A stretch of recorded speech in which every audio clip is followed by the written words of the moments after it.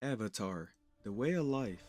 Who would have thought that I would be here doing a review to the sequel of the highest grossing movie in the world 13 years after the release of its predecessor?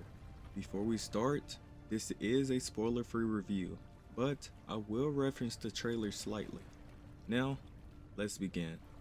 I have to start off by saying that I wasn't skeptical going into this movie, but I was very curious. So many questions were going through my head like, how is this movie going to compare to the first one? Is it going to be just another visual presentation without any substance to it? And most importantly, did the first movie even need a sequel? It's safe to say that my expectations weren't high for the movie, but they weren't low either. And I was genuinely surprised that I enjoyed the movie as much as I did. The story continues years after the events of the first one, and Jake Sully is the new leader of the village. He and his wife, Neytiri, have grown a family together consisting of 4 children, but things start to take a turn for the worse as news break that the humans are planning to attack again. This leads the Navi to having to fight the humans once again, which results in Jake deciding to take his family to go live with the Sea People in order to protect his own people since he realizes that they're hunting him. This plot sounds very familiar, doesn't it? That's because it's basically the same plot as the first one, just structured a little bit differently. Now, I knew this was the case since I watched the trailers before watching the movie. My main concern was how are they going to make this movie different enough to be worth seeing? And to my satisfaction, these questions were answered within the first 30 minutes of the movie. Now, I knew this was going to be a given, but this was the most visually stunning movie that I've ever seen. Every scene was filled with breathtaking details alongside a brilliant color palette. I watched the first Avatar again a few days before watching this movie, and the visuals hold up pretty well to this day. But this sequel blows that out of the water, no pun intended. I decided to watch this one in IMAX 3D to get the full experience, and I was truly impressed with how the environment of every scene was so well made. Although I've seen the Forest of Pandora before, it was as if I was seeing it for the first time all over again. And while the forest was stunning, the real spectacle begins once the movie takes you to the reef where the sea people live. I've never been so fascinated by water scenes in a movie in my life. The water was beyond remarkable, and the underwater sequences literally left me in awe.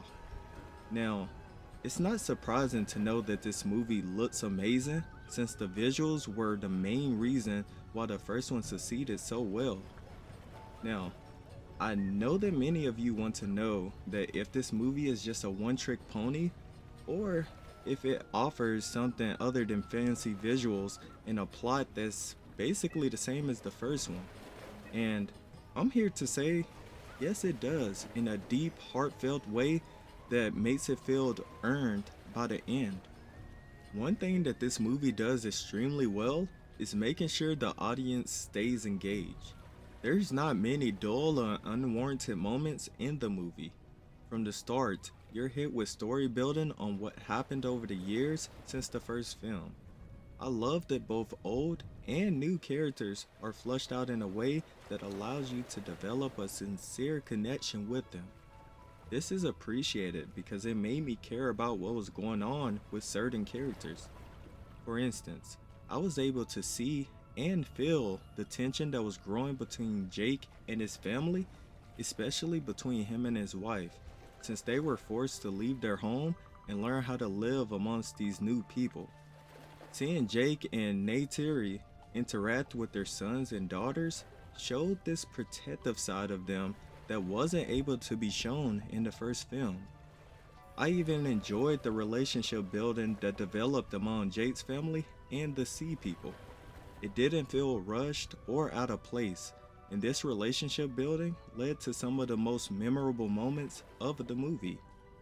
And while it has a similar story to the first one, the way that the story is told is far more engaging and deserving of your attention.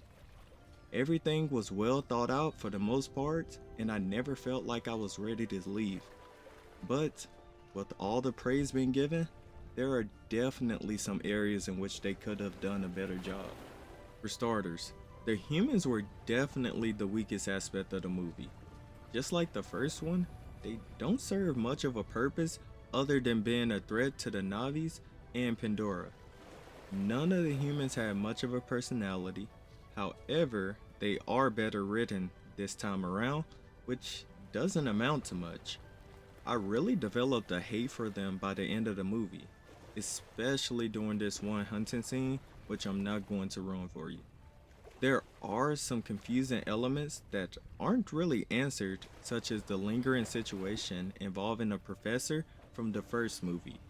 Alongside that, there are some new characters introduced to the story, one being Jake's daughter, and another being a human kid that grows up with the Navis.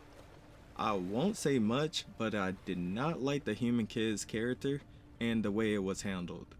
It was poorly done, and the story behind him kinda made no sense in areas. Moreover, the story behind Jake's daughter was also a bit confusing and left me with more questions than answers. Nonetheless, these hiccups didn't do much to affect my time with the movie. Overall, this movie far exceeded my expectations. Although the plot on paper is very similar to that of the first, it was handled in a way that felt fresh and engaging. The visuals continue to push the boundaries of what it means to have spectacular CGI in a film, and I definitely recommend seeing it in the IMAX 3D for your first watch. However, the movie doesn't just rely on fancy visuals. It captivates the audience with excellent performances from the entire cast and engaging moments that will keep you smiling while also consisting of some heartfelt moments that will make you tear up. And while I feel like it could have been about 30 to 40 minutes shorter than its 3 hour plus runtime, I didn't check the clock once while watching. Therefore, this gets my casually must see rating. But I want to hear from you all. Have you seen Avatar: The Way of Water yet? Or are you planning on seeing it? If you have seen it, what did you think about it? Did you think it was worth the 13 years of hype? Or do you think it was just another visual showcase? No matter your thoughts, let's discuss it all in the comment section. But make sure to like and subscribe. Until next time, let's keep it casual.